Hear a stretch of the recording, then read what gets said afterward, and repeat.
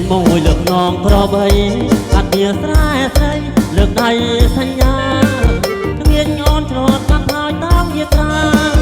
តើកំពុងទឹកតែតែជិតគ្នាទុកអមអ្នកនំងាញ់អងចា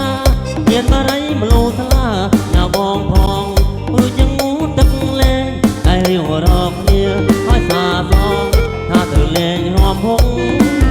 យំនេះខាងគឺកណ្ដាខ្សែបីកំពុកម៉ែទៅកុំនៅបងអង្គឡើងយកទឹកណប់មួយបំពង់បញ្ញាអូនញ៉ាំក្នុងពេលលេងរំវងបងកាក្រែងហត់ញ័រជុំគង់ត្រីស្រង់មានត្រង់លើកញ្ញាពួកយើងរំយើងច្រៀងពេលចូលឆ្នាំថ្មីត្រីលួងផ្កាតាមប្រពៃណីខ្មែ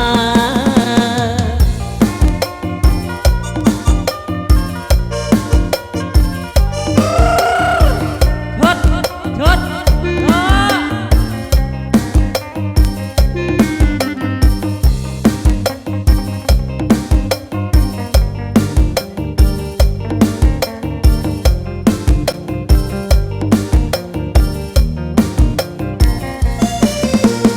មិញមកមួយលើកនងក្របី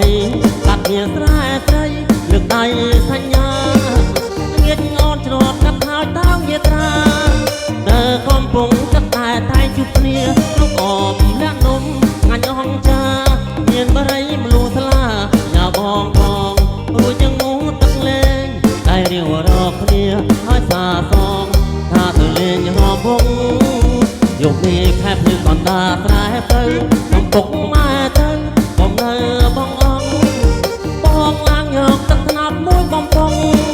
បញ្ញាអូនញ៉ាំក្នុងពេលលេងរំវងបងកាក្រែងហត់ញ័រជុំគង់ស្រីស្រស់មានត្រង់លើកញ្ញាពួកយើងរំយើងច្រៀងពេលចូលឆ្នាំថ្មីនៃលួងផ្កាតាមប្រពៃណីខ្មែរ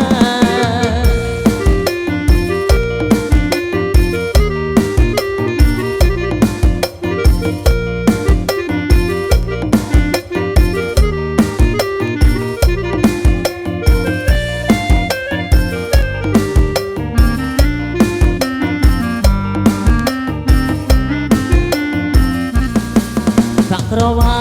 បថាមរុំរយខែភ្នំបងចូលដណ្ដឹងសក្រវាបថាមរុំរយខែភ្នំបងចូលដណ្ដឹងរមមិនព្រមទៅហើយកុំខឹងរមមិនព្រមទៅហើយកុំខឹងបងចូលដណ្ដឹងដល់ម៉ែមហាវ័យស្រីក៏គោកតែបងមិនយកធ្វើជាគូស្នេហ៍ว่าไว้ស្រីក៏គង់តែបងមិនយកគឺជាគូស្នេហ៍ក្រៅពីពើបងមិនត្រូវការទេក្រៅពីពើបងមិនត្រូវការទេទុកចិត្តនៅទុំណែមួយជីវិត